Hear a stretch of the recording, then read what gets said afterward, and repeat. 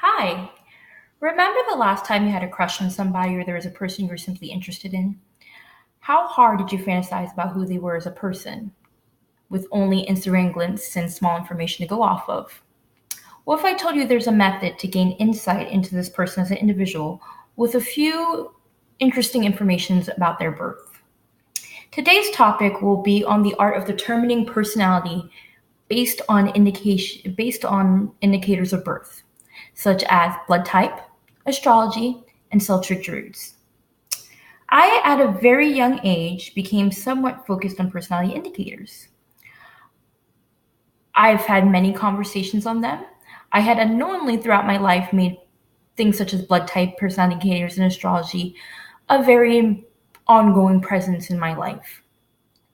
Why would you want to know about astrology, blood type, personality indicators, or Celtic Roots? Well, at the very least, it gives you a fun conversation starter when meeting new people, or it can help you gain fun insight into yourself. The topics that I will be discussing today will be the type of personality indicators that are available for research, how these personality indicators knowledge affect people's lives, as well as why people choose to be fascinated with such things as blood type, personality traits, or astrology or Celtic Druids. Let's begin with the first main purpose of this speech. We are going to talk about the different methods you can use to research one's personality based on birth information. There's a never-ending list of types of information you can use to determine personality. Whether it's numerological calculations, days of the week, the first season that you opened your eyes in as a child, these can all be used to gain insight into personality. For the interest of time, we are only going to cover three methods. The first method is how certain blood types have personality traits in common. Per the article, What's Your Blood Type? Says About You, published 2014 by M. Briers on the Walden EDU website, the study of blood types was made popular by Japanese professor Fukuwawa. The Japanese have a wide belief that certain personality traits are associated with blood types that people own. For example, AB blood type is known for being more naturally artistically talented, while blood type O is known for being more of an easygoing leadership type. Each of the four blood types have main characteristics associated with them. Type A is known for being well organized. Type O holds the optimistic trait. Type B is known for being a little bit more selfish than the other types, while type AB blood type is known for their more naturally eccentric natures. Astrology is another method used to research personalities that is popular in Western cultures. It is the idea that your personality is based off the position of the planets at the exact moment of your birth. People are familiar with sun signs, but don't often know that all the planets play a part in personality makeup. How can planets relate to personality, you may ask? Well, your Venus placement influences your idea of the ideal woman, while your Mars placement influences your idea of the ideal male. Now, in romantic settings, this helps develop your taste in partners as well as how you behave, such as flirting and things of that nature. The placement of a zodiac signs within your houses within your birth chart, known as a natal birth chart or your birth map, that also has influence as well.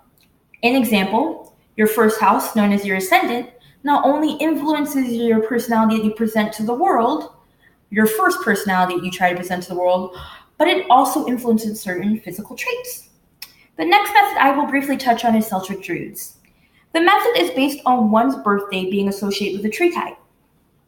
There are 20 tree types in all. Each tree type has personality traits and mannerisms. They are each associated with a type of energy that was in rule at the time of birth. These energies play a direct part in a person's life and how they interact with others and basically present themselves throughout their everyday living and things of that nature. An example of this is the apple tree energy. This energy is put in rule the 22nd of December through the 1st of January, and again the 25th of June through the 4th of July. People born under apple tree energy are known to be extremely warm and generous people. However, they are also known to easily suffer from boredom and fickleness. Now that we have covered the methods, let's talk about how some people use these methods in their everyday life. There are a few ways this knowledge is used that can affect people in their everyday life. People let this knowledge help them determine certain life choices in both negative and positive ways. The most common use of this is within interpersonal relationships between people and those around them. There is a reason why there are a number of dating websites based on compatibility between signs and things of that nature. I've had friends that I've known myself that have turned down what could have been a perfectly great relationship simply because the person was the same sign as someone that they've had experience with in the past. Another personality method that shows up in people's everyday life choices is their cultural influences. Society has accepted that people believe in astrology and has incorporated it into many marketing tactics. If you research makeup based on your astrology sign or best clothes for your astrology, things of that nature, there's tons of articles and advertisements saying Cancers love blues or silvers and things of that nature, why Aries go for red and things of that nature. And it's because as a society, we have noticed that people do have a slight belief in this. And we do let it, if we believe in it, let it influence our style of choices or how we express ourselves, things of that nature. If you have a wide range of knowledge when it comes to personality indicators such as blood type and astrology and things of that nature, you can use it in your everyday life when meeting people. When having a conversation, people are typically curious about themselves. So if you have a wide range of knowledge, you can tell them things about yourself. They want to talk to you more. I myself have had many conversations where people were simply sit down and talk because they were interested in their personality and what their birth details say about them. Japanese society takes blood type to be an important part of their culture and their interactions with each other. An article by Ruth Evans titled Japan and Blood Types, Does It Determine Personality, published November 5th, 2012 on BBC.com, covers this subject extensively. The article by Ruth Evans explains in Japan, they even have products such as condom type, gum, things of that nature that are geared towards certain blood type personalities. The article on BBC by Ruth Evans also covers a term called burahura, which roughly translates to blood type harassment. The term covers how certain blood types are basically lose out on opportunities and are bullied by other blood types and suffer from extreme consequences simply based on people knowing their blood type, things of that nature. The knowledge of personality type indicators can be both rewarding and detrimental. This is very true. But now I want to talk about why do people find these personality indicators based on birth information so fascinating? People are fascinated with discovery. They're fascinated with self-discovery and knowing things about them.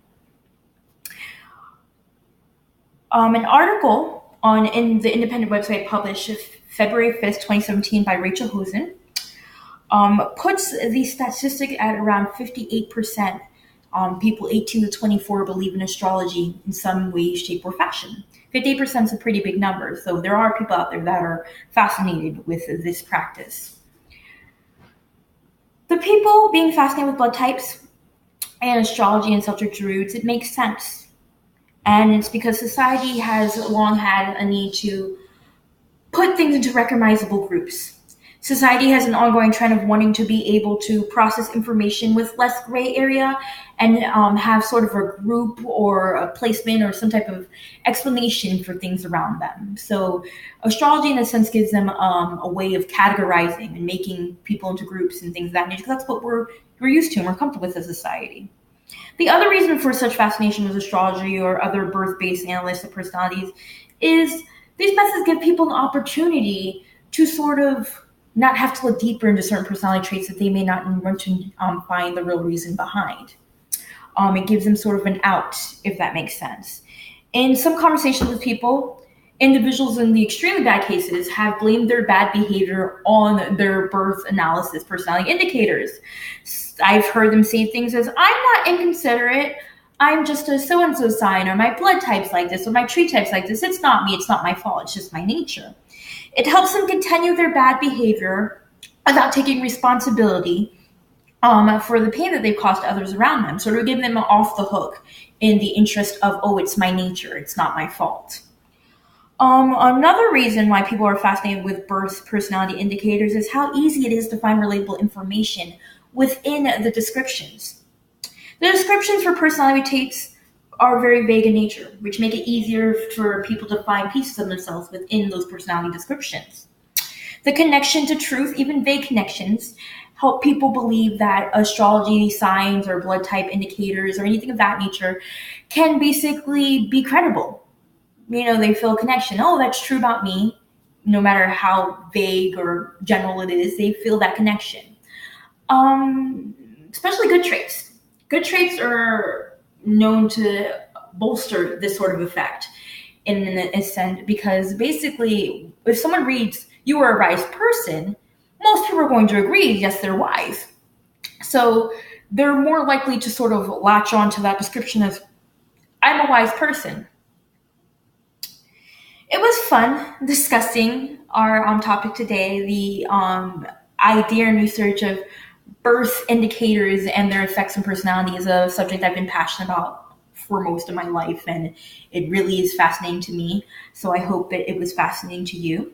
Let's review exactly what we covered today. During this speech, we covered the types of personality indicators that are available for research. We covered how the knowledge of personality indicators affect people in their everyday lives. And lastly, we covered why people are fascinated or why people find credibility within these personality research indicators such as blood type and astrology and celtic truths. I hope if you find a moment that you research your own personality indicators or someone around you, I hope that it gives you sort of a moment, an opportunity to learn something new. And I hope above all else that you had fun.